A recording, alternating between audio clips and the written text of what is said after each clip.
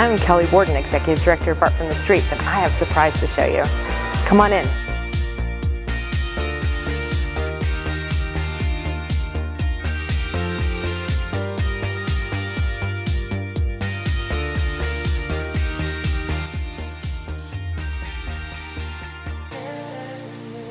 We're so excited to share our new space from Art from the Streets.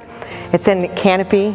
It is filled with a lot of other creatives, and we can't wait to get our artists here to create and be a part of this program here in this new space.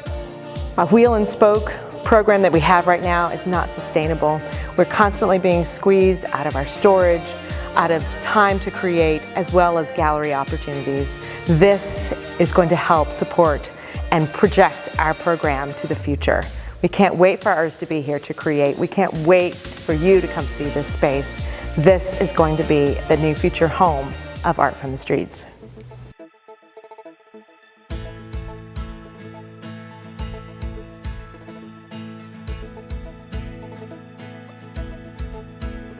I went to Chicago from grad school. I lived downtown, right downtown, and some friends and I, we were right downtown, and there was this line between River North, which is where I lived, and Cabrini Green. It's separated by train tracks.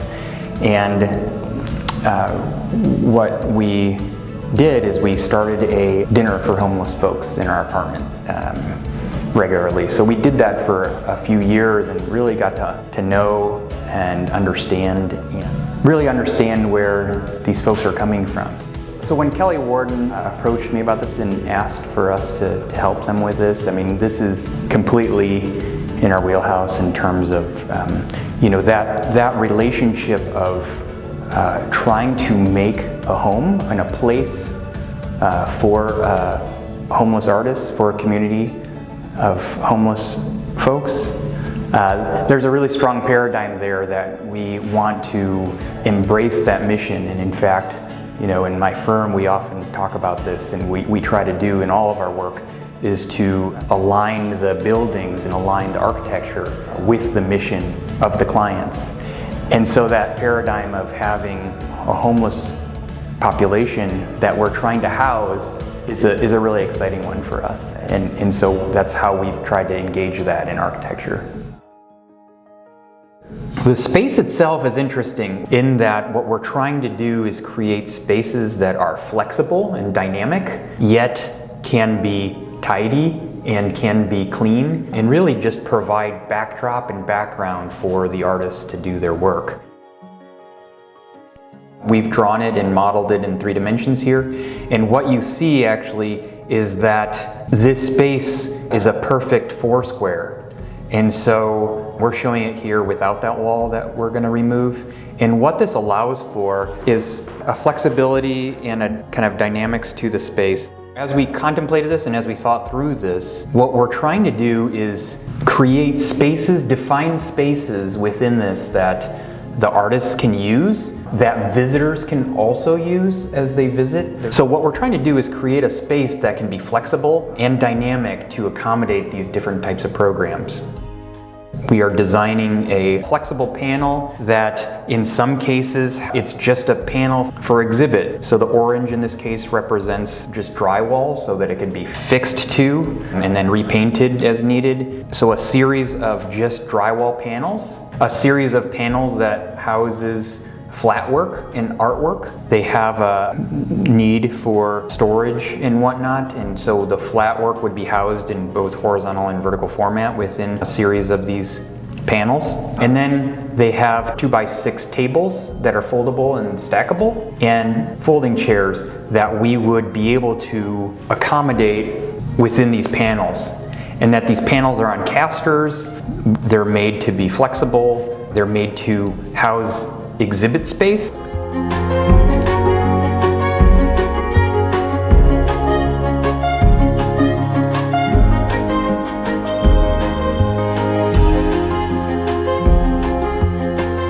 hope they feel loved.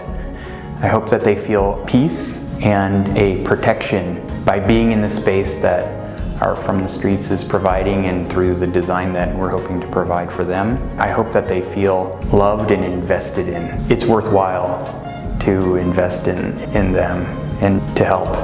And so I think that, you know, as much as anything, through the experience of engaging a space for art, certainly that's what we're trying to do, is provide a place where they can make their art. I hope that they just have a sense of peace and love and protection in this place as they're using it.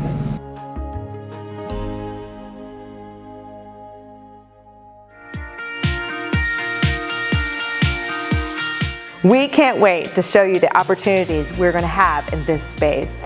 Gallery shows are going to be frequent in this space. We look forward to having storage for our program. Storage that's going to provide supplies as well as storing artwork for our artists. That storage is for 3 years for our artists, and we have to have a space to keep that and keep it safe.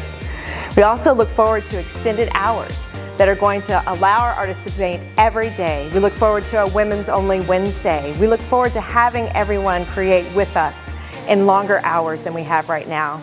We look forward to bringing professional artists in to create with our program and with our artists. Bring other people into this space to create a community that's larger than even who we are, to actually bring in our mission to everyone in this area.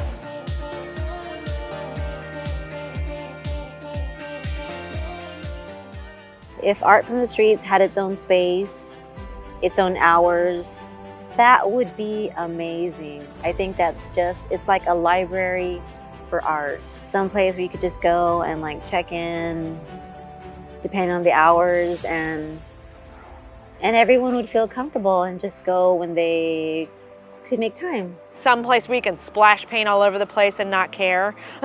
Someplace that we can create other avenues of creation with sculpture, with printmaking, with weaving, with yoga, other holistic type of time to create that brings in all of these pieces and parts to support our artists. If Art from the Streets had their own studio, they would be able to cater to a diverse group of artists, not just painters.